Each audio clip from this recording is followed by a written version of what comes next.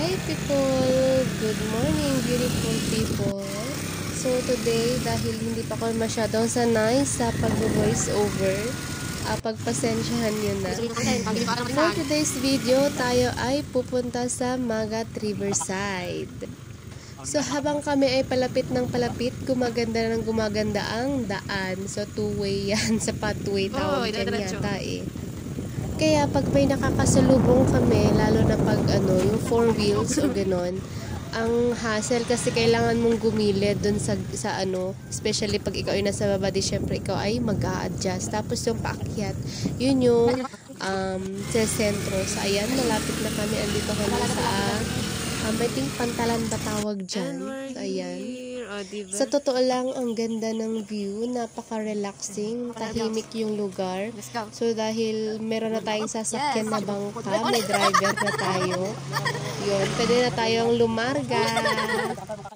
After ng mahigit 1 oras at kalahating pagmamaneho ng motor, ang susunod namang sasakyan natin ay bangka. So ang estimate niyan is around 30 minutes to 40 minutes ang travel.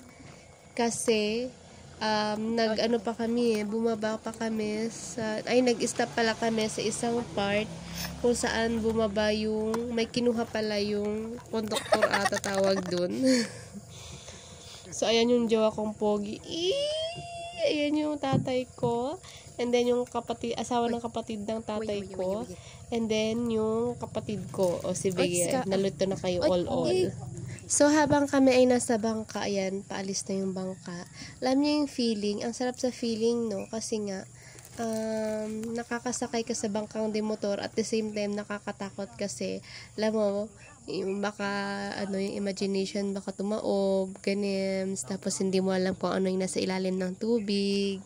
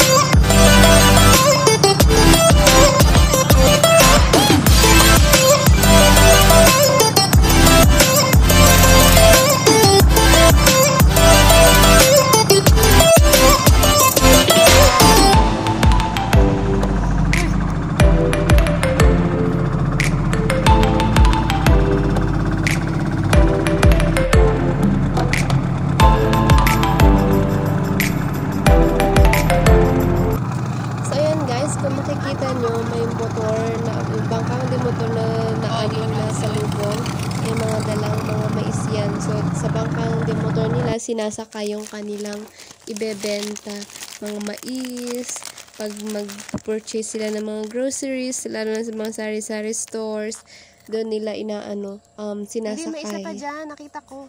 So ayan, ito lang yung sinasabi ko, nag-drop off kami muna dito, nag-drop by pala.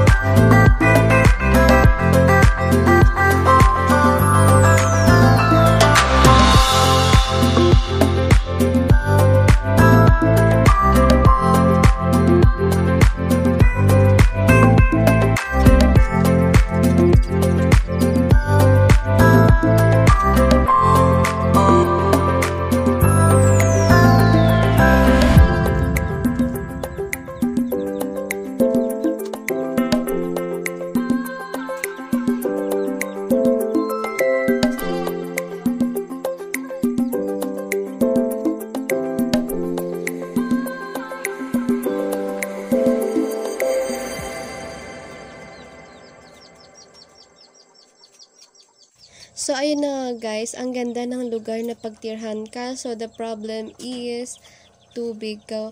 Do kaharap mo na ang Magat River. Pero, hindi mo naman siya pwedeng inumin. So, ang isa sa pinaka-main na kulang dito is, tubig na iinumin talaga kasi napakahirap, kailangan mo talagang tipidin. Alam mo yung pinag-arasawan mo, yung pinaghugasan mo ng bigas, hindi mo pwedeng itapon yan kasi may panggagamitan ka pa, pwede mong pantubig sa ipapakain mo sa baboy.